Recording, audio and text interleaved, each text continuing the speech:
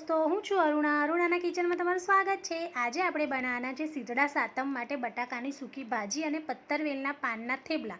એકદમ નવી રેસીપી છે। જો તમને મારો આ વિડીયો સારો લાગે તો લાઈક કરજો, સબસ્ક્રાઈબ કરજો। સબસ્ક્રાઈબ કર્યા પછી બાજુમાં આપેલા બેલ આઇકનને દબાવજો અને વધુમાં વધુ શેર કરજો। પત્તરવેલના થેપલા બનાવવા માટે મેં આ રીતના નાના નાના પત્તરવેલના પાન લીધા છે। આ 4 નંગ છે। હવે આપણે આને કટ કરીશું। સૌથી પહેલાં તો આપણે આની આ જે વચ્ચેની નસ હોય છે એને કટ કરવાની હોય છે। આ રીતે આપણે ભાજી કાપીએ છીએ એ રીતે આને ઝીણું ઝીણું એકદમ કટ કરી લઈશું।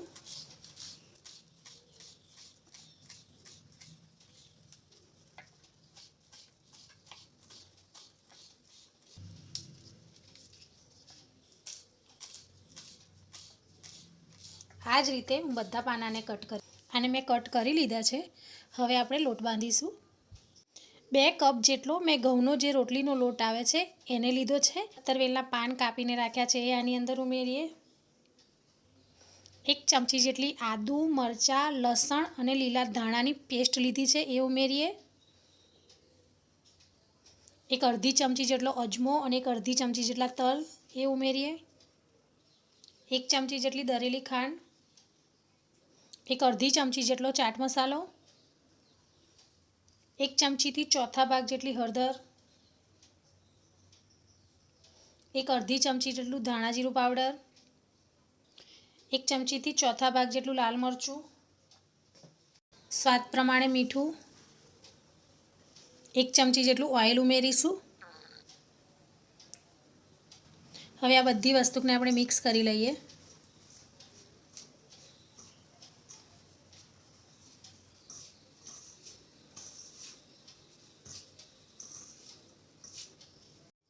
આ બધું બરાબર મિક્સ થઈ ગયું છે। હવે આમાં થોડું થોડું પાણી ઉમેરી અને આપણે લોટ બાંધીશું।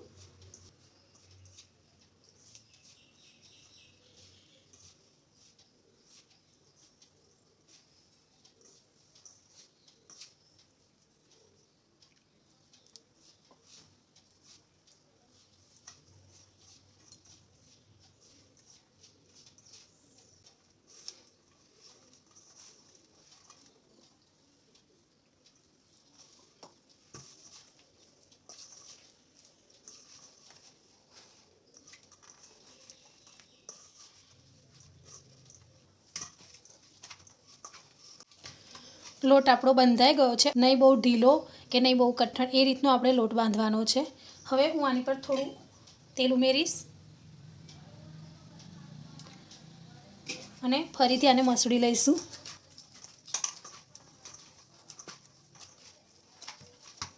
ઢાંકીને 5 મિનિટ સુધી મૂકી દઈશું। ત્યાં સુધી આપણે સૂકી ભાજીનો વઘાર કરી દઈએ। એક પેન લીધું છે, ગેસ ચાલુ કરી દઈએ। 1 પરી જેટલું તેલ ઉમેરીએ। તેલ ગરમ થાય એટલે આપણે ગેસને મીડિયમ કરી દઈશું અને 1 અડધી ચમચી જેટલી રાઈ ઉમેરીશું।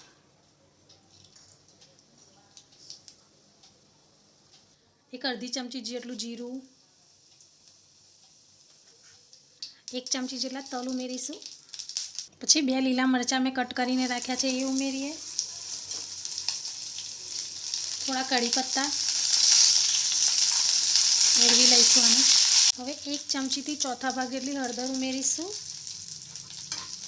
ફેરવી લઈશું આને। 3 મીડિયમ સાઇઝના બટાકાને મેં બાફી અને કટ કરી લીધા છે એ ઉમેરીએ। સ્વાદ પ્રમાણે મીઠું,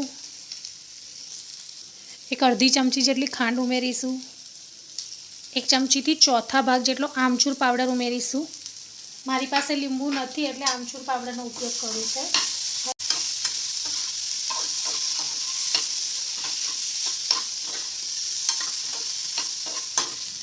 હવે આની પર થોડા લીલા ધાણા ઉમેરીશું અને ગેસ બંધ કરી દઈએ। સૂકી ભાજી આપણી બની ગઈ છે। 5 મિનિટ જેવું થઈ ગયું છે। હવે આપણે થેપલા બનાવીશું। આ રીતે થોડો લોટ લઈ લઈશું।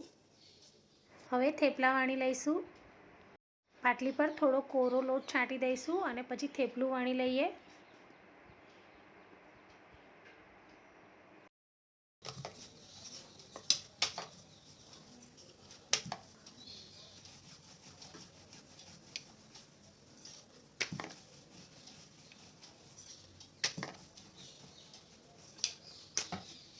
જાડું કે નહીં બહુ પતલું, એ રીતનું આપણે થેપલું વણવાનું છે.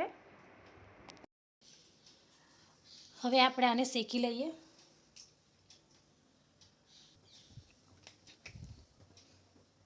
મેં તવો ગરમ કરવા મૂકી દીધો હતો.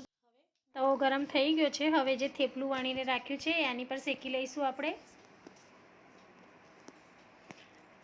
ગેસ થોડો મીડિયમ કરી દઈશું.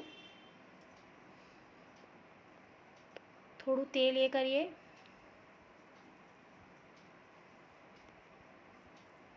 પલટાઈ દઈએ. ફરીથી પછી થોડું તેલ લગાવીશું.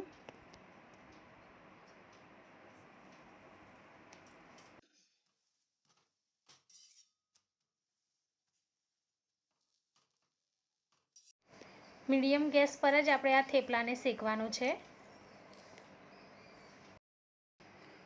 થેપલું આપણું બની ગયું છે. હવે હું આને એક ડીશમાં કાઢી લઈશ ને આ જ રીતે બધા થેપલા હું બનાવી દઈશ.